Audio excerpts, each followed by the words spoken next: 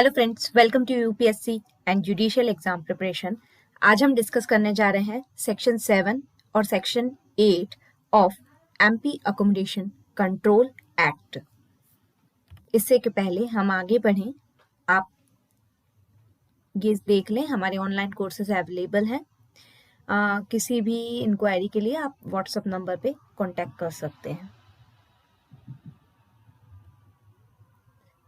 Section 7 MP accommodation control act का हमें standard rent के बारे में बताता है। स्टैंडर्ड रेंट बहुत ही इम्पॉर्टेंट है, खास तौर पे एमपी सिविल जज मेंस एग्जाम के लिए स्टैंडर्ड रेंट बहुत इम्पॉर्टेंट है। स्टैंडर्ड रेंट क्या है? तो सबसे पहले देखिए, स्टैंडर्ड रेंट में हम देखते हैं सबसेक्शन 1। स्टैंडर्ड रेंट से क्या मतलब निकाला जाएगा? तो पहला केस ये बोलता है सबसेक्शन 1 में कि जहां पे कोई रीजनेबल एनुअल रेंट या फेयर रेंट फिक्स कर दिया गया है किसी कॉम्पिटेंट अथॉरिटी द्वारा। ये अथॉरिटी कॉम्पिटेंट किसमें थी? जो रिपील्ड एक्ट है 1955 का, उस रिपील्ड एक्ट के अंतर्गत या उस रिपील्ड एक्ट के पहले कोई भी एक्ट जो एमपी अकोमोडेशन से रिलेटेड चल रहा था, उस एक्ट के अंतर्गत जो कॉम्पिटेंट अथॉरिटी थी, उस कॉम्पिटेंट अथॉरिटी ने यदि कोई रीजनेबल एनुअल रेंट या फेयर रेंट फिक्स कर दिया है, कोई सक्षम प्राधिकारी ने यदि कुछ रेंट, वार्षिक रेंट फिक्स कर दिया है, तो वो रीजनेबल एनुअल रेंट या फेयर रेंट ही स्टैंडर्ड रेंट समझा जाएगा। तो स्टैंडर्ड रेंट की पहली चीज हम समझ गए कि पहला क्या है, किसी कॉम्पिटेंट अथॉरिटी ने जो फिक्स कर दिया वो स्टैंडर्ड रेंट है। दूसरा केस क्या बोलता है? जहां पे कोई भी अकोमोडेशन किराए पर दिया गया था 1 जनवरी 1948 के पहले, जहां पे कोई भी अकोमोडेशन 1 जनवरी 1948 के पहले किराए पर दिया गया था, वहां पर उसका कोई रीजनेबल एनुअल रेंट और फेयर रेंट फिक्स नहीं था। अब उसको किराए पे तो दिया था, लेकिन रीजनेबल एनुअल रेंट हमने फिक्स नहीं किया था, तो क्या होगा? तो इस केस में कोई भी ऐसा रेंट जो म्युनिसिपल असेसमेंट रजिस्टर में दिया गया है उस अकोमोडेशन के लिए, उस स्थान के लिए, उस घर के लिए, जो भी म्युनिसिपल असेसमेंट रजिस्टर में रेंट दिया गया है वो रेंट, या फिर जो 1 जनवरी 1948 को उस स्थान को किराए पर देने से के बदले उस स्थान से वसूला जा सकता था, इन दोनों रेंट में से जो भी कम होगा वो स्टैंडर्ड रेंट होगा। फिर से समझ लीजिए, इस स्थान को हमने किराए पे दे दिया था 1 जनवरी 1948 के पहले, और इसका कोई रीजनेबल एनुअल रेंट या फेयर रेंट फिक्स नहीं था। हम पहले पढ़ के आए कि यदि कॉम्पिटेंट अथॉरिटी ने कोई रीजनेबल एनुअल रेंट फिक्स कर दिया है तो उसी को हम मानेंगे स्टैंडर्ड रेंट। अब हमने इस दूसरे केस में हम पढ़ रहे हैं कि जब हमने 1 जनवरी 1948 के पहले उस स्थान को किराए पर दे दिया है, पर उसका कोई स्टैंडर्ड एनुअल रेंट फिक्स नहीं है, तब क्या होगा? तो म्युनिसिपल असेसमेंट रजिस्टर होता है, उस असेसमेंट रजिस्टर में उस स्थान का जो भी किराया दिया गया हो, या फिर 1 जनवरी 1948 के पहले 1 जनवरी 1948 के दिन उस स्थान से जो भी किराया वसूल कर लिया जा सके, उन दोनों में से जो भी कम होगा अमाउंट, वो अमाउंट ही स्टैंडर्ड रेंट माना जाएगा। दूसरा केस सब सेक्शन 2 में ही दूसरा केस है। दूसरा केस ये बोलता है कि वो अकोमोडेशन 1 जनवरी 1948 के पहले किराए पर नहीं दिया गया था। तो यदि वो किराए पर नहीं दिया गया था, तो उसका म्युनिसिपल असेसमेंट रजिस्टर में जो भी किराया दिया गया है, या फिर यदि उसको हम 1 जनवरी 1948 को किराए पर दे देते, तो उससे जो भी किराया हम ले सकते थे उस दिन पर, इन दोनों अमाउंट में से जो भी अमाउंट कम हो वो स्टैंडर्ड रेंट माना जाएगा। अब इस स्टैंडर्ड रेंट में हम एक इंक्रीज भी परमिट कर रहे हैं। तो यदि इन दोनों केस में, जो हमने सबसेक्शन 2 में पढ़ा, पहला केस जिसमें हमने इसको किराए पे पहले दे दिया था, और दूसरा केस जिसमें हमने किराए पर इस स्थान को 1 जनवरी 1948 के पहले नहीं दिया, इन दोनों केस में जो भी स्टैंडर्ड रेंट है, उस स्टैंडर्ड रेंट उस स्थान को यदि हम रेसिडेंशियल पर्पस से या फिर हम उस स्थान को एजुकेशन पर्पस से यूज कर रहे हैं, यहाँ पे ध्यान दीजिए, यदि हम उस स्थान को रेसिडेंशियल पर्पस से या फिर हम उसको रेसिडेंशियल पर्पस से यूज कर रहे हैं, या फिर हम उसको एजुकेशन पर्पज से यूज कर रहे हैं। तो जो हम ऊपर 2 केस देख चुके हैं उसके उस रेंट में 35% तक का इंक्रीज हम परमिट करेंगे, और जब उस रेंट में हमने 35% तक का इंक्रीज परमिट किया है तो इसे स्टैंडर्ड रेंट माना जाएगा। और यदि हम उस अकोमोडेशन को अदर पर्पस के लिए यूज कर रहे हैं तो उसमें 70% तक का इंक्रीज अलाउ किया जाएगा और फिर उसे स्टैंडर्ड रेंट कंसीडर किया जा सकता है। सबसेक्शन 2 बहुत ध्यान से समझ लीजिएगा, ये टफ नहीं है। यदि आप वीडियो को बार बार देखेंगे तो आपको समझ में आ जाएगा। फिर भी यदि आपको समझ में नहीं आता है तो आप मुझसे कमेंट सेक्शन में कमेंट करके पूछ सकते हैं। अब इसी में थर्ड केस दिया हुआ है कि यदि टेनांट किसी म्युनिसिपल टैक्स को देने के लिए लायबल नहीं था तो फिर क्या होगा। तो फिर यदि उस स्थान का बाद में कोई म्युनिसिपल टैक्स डिसाइड हुआ है 1 जनवरी 1948 के बाद, तो उस अमाउंट तक का इंक्रीज उसमें हम स्वीकार कर लेंगे। ठीक है, उस अमाउंट तक का इंक्रीज उसमें हम स्वीकार कर लेंगे। यहाँ देख लीजिए सबसेक्शन 2 में सबसे पहले 2 कंडीशन दी गई हैं। जब एक कंडीशन है 1 जनवरी 1948 के पहले वो स्थान किराए पर दे दिया गया था, दूसरी कंडीशन है 1 जनवरी 1948 के पहले वो स्थान किराए पर नहीं दिया गया था। इन दोनों कंडीशन में जो हम रेंट डिसाइड कर रहे हैं उस रेंट में हमने नीचे 3 कंडीशन में हमने क्या किया है, नीचे इन 3 कंडीशन का इंक्रीज परमिट किया है। यदि रेजिडेंशियल पर्पस या एजुकेशनल पर्पस से उस स्थान को हम यूज कर रहे हैं तो 35% तक का इंक्रीमेंट, यदि अदर पर्पस से हम उसको यूज कर रहे हैं तो 70% तक का इंक्रीमेंट, और यदि हम उसमें टैक्स नहीं था और यदि अब टैक्स डिसाइड हुआ है तो उस टैक्स तक का इंक्रीमेंट हम उसमें अलाउ कर रहे हैं। इस इंक्रीज को समझने के साथ साथ आपको इन 2 कंडीशन को भी समझना बहुत जरूरी है। अब हम देखते हैं इसका प्रोविजो क्या बोल रहा है।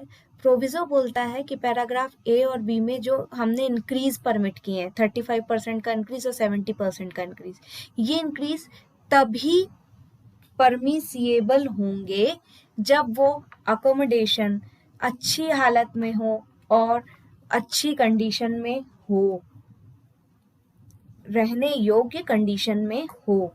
हमने जो इंक्रीज अलाउ किया है ए और बी कंडीशन में वो हमने कब अलाउ करेंगे, जब वो जो स्थान है वो अच्छी अवस्था में और रहने योग्य कंडीशन में हो। अब देखिए हम अभी तक सबसेक्शन 1 सबसेक्शन 2 पढ़ के आए थे। अब हम देखते हैं सबसेक्शन 3 क्या बोलता है। अब यदि कोई भी स्थान सबसेक्शन 1 की कैटेगरी में नहीं आता और सबसेक्शन 2 की कैटेगरी में नहीं आता, दैट मीन्स कॉम्पिटेंट अथॉरिटी ने उसका कोई एनुअल रेंट फिक्स भी नहीं किया है और 1 जनवरी 1948 के पहले उस स्थान को कभी ना किराए पे दिया गया, ना किराए पे दिया गया, ना किराए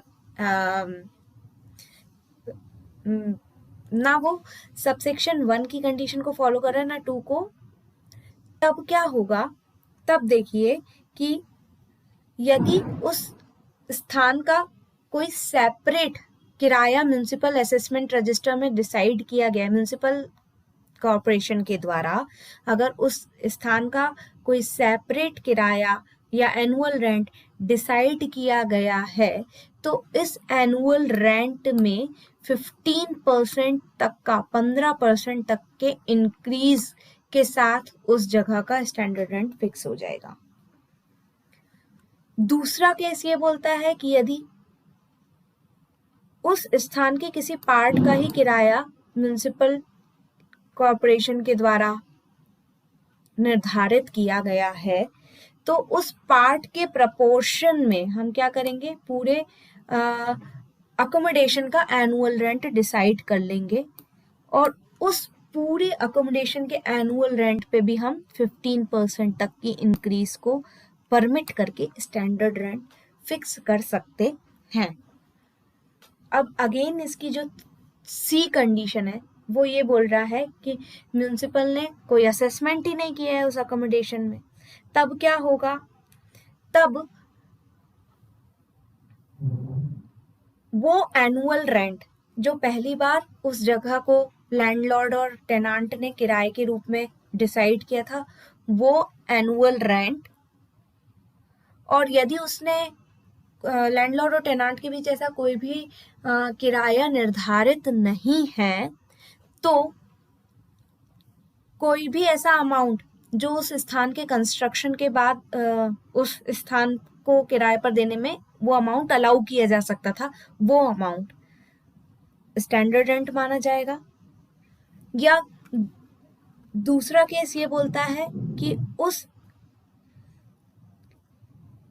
स्थान को बनने में, उसके निर्माण में जो वास्तविक लागत लगी है और निर्माण प्रारंभ होने वाले दिन में जो बाजार की कीमत है उस स्थान की, उस रकम का, मतलब जो उस स्थान को बनाने में वास्तविक लागत लगी है प्लस बाजार मूल्य जो है उस स्थान का, मार्केट वैल्यू जो है उस प्लेस की, उस टोटल अमाउंट का 6 and 3/4% के बराबर जो भी अमाउंट होगा, 6 and 3/4% के बराबर जो भी अमाउंट होगा, इन दोनों केस में जो भी कम हो उसको स्टैंडर्ड रेंट हम मानेंगे। अगर आपको नहीं समझ में आया तो प्लीज कमेंट सेक्शन में आप पूछिएगा, क्योंकि ये बहुत इंपॉर्टेंट है स्टैंडर्ड रेंट, और इतना टफ नहीं है। ये जरूर है कि हमें इसको थोड़ा बार बार पढ़ के समझना पड़ता है। ठीक है, चलिए आगे हम आते हैं। आगे हम देखते हैं सेक्शन 8। सेक्शन 8 बताता है lawful increase of standard rent in certain cases and recovery of other charges. कुछ दशाओं में हम स्टैंडर्ड रेंट में कुछ इंक्रीज कर सकते हैं। वो क्या दशाएं हैं और कौन कौन से चार्जेस लैंडलॉर्ड टेनांट के द्वारा ले सकता है, वो सेक्शन 8 में बताई गई हैं। तो हम समझते हैं सेक्शन 8 को। जहां पे लैंडलॉर्ड ने इस एक्ट के लागू होने के पहले किराएदार से परमिशन ली हो या नहीं ली हो, मतलब किराएदार की परमिशन से या किराएदार की परमिशन के बिना, परंतु यदि ये एक्ट लागू हो चुका है तो इस एक्ट के लागू होने के बाद किराएदार या आरसीए की परमिशन से ही, देख लीजिए यहाँ दो केस हैं। यदि ये एक्ट लागू नहीं हुआ था तो उसके पहले लैंडलॉर्ड ने किराएदार की परमिशन से या किराएदार की परमिशन के बिना, परंतु यदि ये एक्ट लागू हो चुका है तो किराएदार की परमिशन से ही, रिटर्न परमिशन से या फिर आरसीए की रिटर्न परमिशन से किसी अकोमोडेशन में कुछ खर्चे किए हैं। अब उसने वो खर्चे क्यों किए हैं?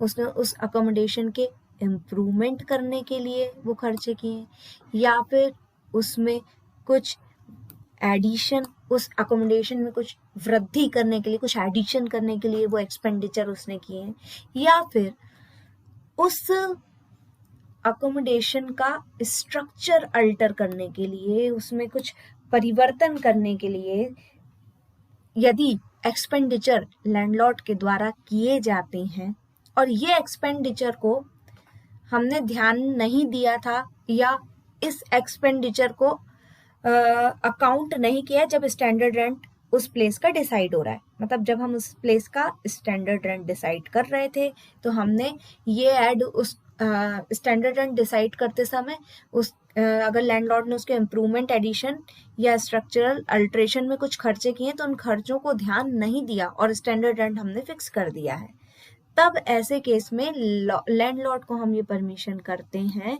कि लैंडलॉर्ड लॉफुली इंक्रीज कर सकता है स्टैंडर्ड रेंट में, ताकि उसने ये जो इम्प्रूवमेंट, एडिशन और स्ट्रक्चरल अल्ट्रेशन किए हैं इनकी कॉस्टिंग भी वो वसूल कर सके किराएदार से। पर हमें ये ध्यान देना है कि हमने इंक्रीज स्टैंडर्ड रेंट पे करना कितना यहाँ पे अलाउ किया है, सिर्फ और सिर्फ 10%। यदि लैंडलॉर्ड इम्प्रूवमेंट करता है, एडिशन करता है या स्ट्रक्चरल अल्टरेशन करता है तो वो उसकी कीमत भी किराएदार से वसूल कर सकता है स्टैंडर्ड रेंट में 10% की वृद्धि करके। अगला सब क्लॉज 2 क्या बताता है सेक्शन 8 का? सब क्लॉज 2 बताता है कि जहां पे किसी स्थान में, किसी घर में क्या हुआ कि कोई बिजली का बिल या फिर वाटर का बिल है, वो लैंडलॉर्ड ने पे कर दिया, लेकिन अब वो बिजली और वाटर कंज्यूम किसने की थी? कंज्यूम किया था वो टेनांट ने, किराएदार ने वो कंज्यूम किया था। और ये बिजली का बिल और वाटर का बिल जो है ये लोकल अथॉरिटी लगा रही है, लैंडलॉर्ड ने पे कर दिया है, लेकिन इसको कंज्यूम किया था टेनांट ने। तब हम यहाँ परमिट करते हैं लैंडलॉर्ड को कि वो इस बिजली बिल या वाटर बिल के जो उसने पैसे दिए हैं वो किराएदार से वसूल कर सकता है।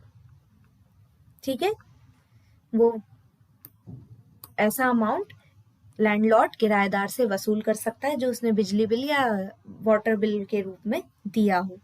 पर हमें इसमें ये ध्यान देना है कि यहाँ पे बताया गया है कि यदि कोई टैक्स उस स्थान पे लगाया जाता है, और वो टैक्स क्यों लगाया जाता है, क्योंकि वो अकोमोडेशन का कमर्शियल पर्पस से यूज हो रहा है। लैंडलॉर्ड वो जगह किराए पर दे रहा है टेनांट को, और वो टैक्स उस स्थान पे क्यों लगाया जा रहा है, क्योंकि वो कमर्शियल पर्पस से वो जगह यूज हो रही है। तब हम अलाउ नहीं करेंगे कि लैंडलॉर्ड स्टैंडर्ड रेंट में कोई भी इंक्रीमेंट कर सके, या स्टैंडर्ड रेंट के अलावा ऐसा टैक्स किराएदार से वसूल कर सके। ठीक है, लेकिन हमने यहाँ पे एक प्रोविजो दिया है, सेक्शन 8 में यहाँ पे जो प्रोविजो दिया गया है वो क्या समझाता है, वो ये समझाता है कि यदि किराएदार और लैंडलॉर्ड के बीच में कोई एग्रीमेंट हुआ था और उस एग्रीमेंट में या तो एक्सप्रेसली या इम्प्लाइडली ये बोला गया कि टाइम टू टाइम जो टैक्सेस लगेंगे उस जगह को किराए के रूप में धारण करने में, जो भी टैक्सेस लगेंगे वो यदि टेनांट देगा, तो यदि ऐसा एग्रीमेंट है तो उस एग्रीमेंट पे कोई भी विपरीत प्रभाव नहीं पड़ेगा इस कंडीशन का। ठीक है, ये दोनों ही section examination point of view से बहुत इंपॉर्टेंट है। आई होप आपको बहुत अच्छे से समझ में आ गए होंगे। Thanks for watching.